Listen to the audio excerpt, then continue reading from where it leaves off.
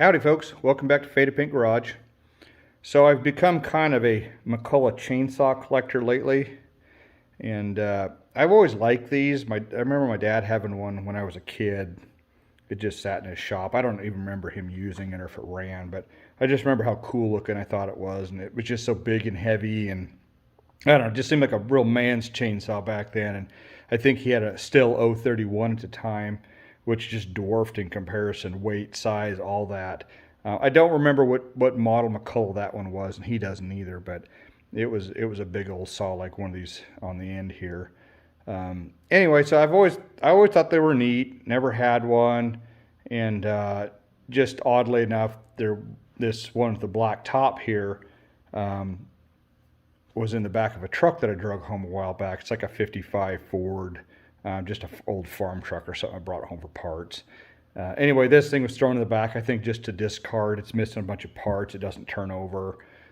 It's just junk probably. But I don't know, there's good parts on it. So I figured if anything, it's a cool wall hanger. So I brought that one in. And then a few months later, a friend of mine was needing to cut up some firewood, and he couldn't get this 125 to run, and he was saying it's just too big for him anyway. He bought it brand new though. He was a faller back in the day, and he's long since retired. So I gave him I think a Stihl 038 Super. I think is what it is to use or to have or whatever. So he he sent me home with this 125C. It needs a coil or something, so I'll dig into that at some point. But he gave me some bars and chains with it as well, so I'm kind of excited to get tinkering on that one of these days. And then last week we went to the Portland Expo Center. They had the big annual swap meet there. So I was wandering around and found the 610 here underneath a table and pulled it out, asking what they wanted for it. So I bought that one, threw it in the cart, and oddly enough, it wasn't very much longer, and people were talking, as I'm walking around with that thing in my little wagon. Everybody's like, oh, the McCULLOCH, da-da-da-da-da. So that was kind of funny. And then went a little bit farther along and come across this one here on the end. It was yellow, so I picked it up, and it's an Eager Beaver by McCULLOCH, which I think it's a much later model, probably when the wheels were starting to fall off. I don't know. It says made in Mexico on it. Anyway, they both turn over, so far so good. I got 2 more chainsaws. That's cool. Looking for car parts there. I was looking for stuff for the 56 or the 71 Cornet, or I don't know, whatever. It's got to swap me. You don't really know what you want until you see it, right?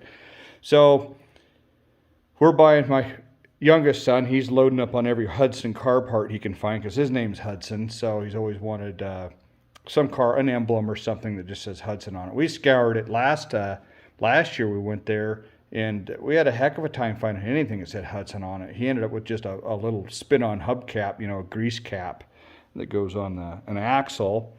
So he thought that was pretty cool to find that. And heck, this year we're walking down there and found a whole grill and an emblem and everything for it looks like what's off I believe to be a 51 Hudson Hornet, which is super cool. So anyway, our cart's getting filled up with everything. And then I come across a table that had these 2 here at it. So I pick them up, and they pull over. I'm like, okay, they got compression. So made a deal on those 2 and threw those in the cart. So the cart got much heavier at that point, which is why we brought the cart. But anyway, so my wife's giving me a bunch of crap. She decided to go with me for the first time, which was a lot of fun. So I took her and my youngest son Hudson. So we had a lot of fun. Walked 5 miles or something, I think it was. I really recommend that one.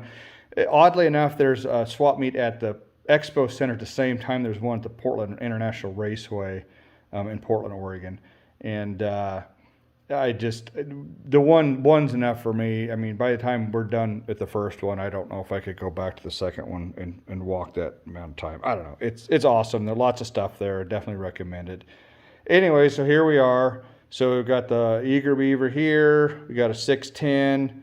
I believe this is 1-40 is what's on the bottom. That's a 1-43. I don't know what that one is yet. And then we have a superpro 125C at the end. So anyways, the goal is to get as many of these running as I can. Definitely not going to be that one because it's missing everything, and it's I don't, I say that, maybe I could buy parts for it and piece it back together, but it's, unless I find another one like it, I doubt it. But all these others that turn over, I'll be real curious to see if they're runners.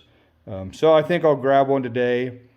I really like the looks of that 610, but I'm pretty sure the guy said one of these ran, that they just chopped down a tree with it. And I think by looking at the fresh sawdust, I think it was this 143. So this one might be the one we try to get to run today, just because I think it might actually be a runner, easy runner. But we'll like I said, we'll fart around that one down there. I'm gonna talk to my friend that I got it from a little bit more before I break into that. I haven't had a chance to visit with him much since I brought it home, so I'm sure he'll have a better idea what's wrong, or at least where to start. So, of course, I guess like these others, I just dig in and start and see if it's got spark and go from there. But so let me pick one out here and we'll see what we can figure out. Well, I think there's hope for the little 610. I pulled the plug out and it has spark. So now we'll move to fuel. I put fuel, there was some fuel in the tank. I dumped it all out, put fresh fuel in there. Air filter's all plugged up, so we'll just leave it off for now. And I'll pour a little fuel in the carb and see if we can get it to do something here.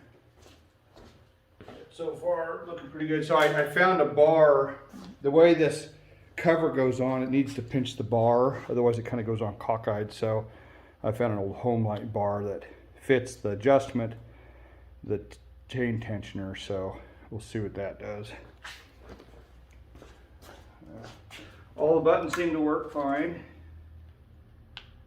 A little fuel in there.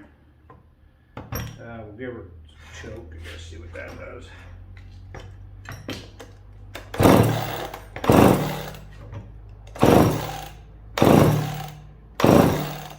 No choke? I don't know. Nope. That actually wants to fire. Nope. Try choke again.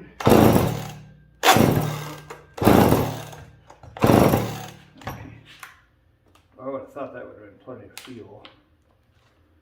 Try a little more. Maybe I need to run the throttle open here.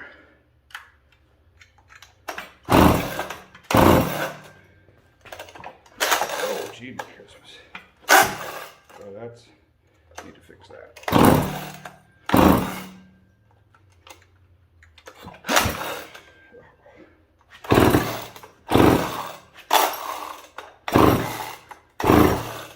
Well, maybe not.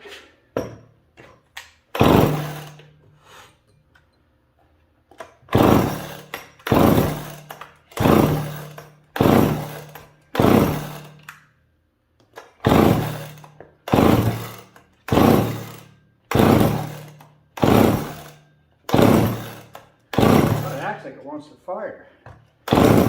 Yeah. Come on. Come on. Oh, there it does that.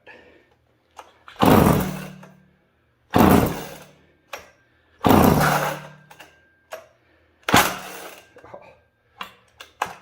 I need to try to catch it before I pull on it. It's hard to feel for it.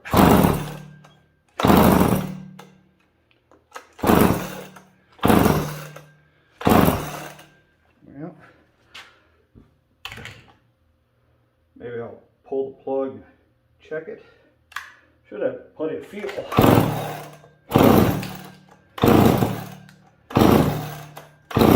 Boy, it's just right there. There we go. Come on.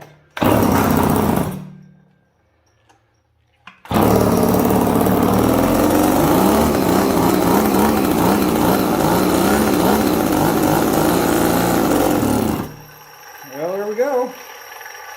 I'll be darned. Oh, clutch is running. No chain, but that's probably not good on it. Well, she's a runner. Pretty tickled with that. it might not be picking up any fuel, but that's a good start. I mean, my guess is probably the fuel line. All that stuff's probably bad on it, but it's got spark and bark, so I'd say she's good. So I think that's probably all I'll tinker on for now.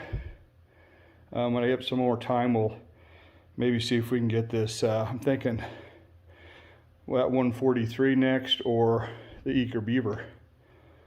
But cool. Well, thanks for watching. Stay tuned for more guy that doesn't know anything about McCULLOCHs working on McCULLOCHs. So, sweet. Well, thanks for watching. We'll catch you next time.